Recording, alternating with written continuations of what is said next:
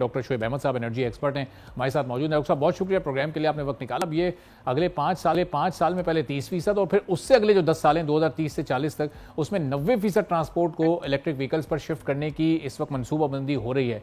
ये इन हालात में जो इकोनॉमिक चैलेंजेस हैं हमारे, काबिल अमल आपको नजर आ रही है? जो इन्वेस्ट करेगा इसमें 3 अरब रुपए, उसको इंसेंटिवाइज भी किया जाएगा। बड़ी बड़ी ऑफर्स इस वक्त गवर्नमेंट की जानिब से की जा रही हैं। जी, बिस्मिल्लाहिर्रहमानिर्रहीम।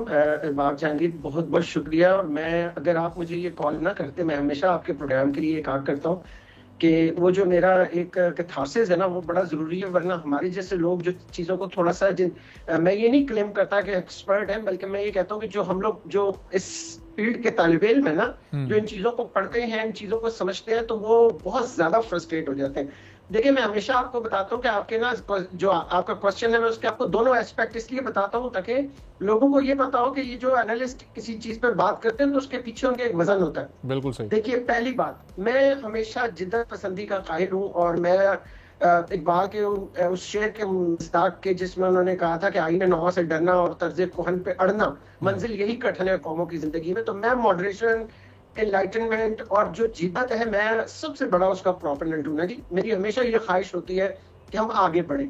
अच्छा, अब उसके लिए कुछ ग्राउंड रियलिटीज होती है।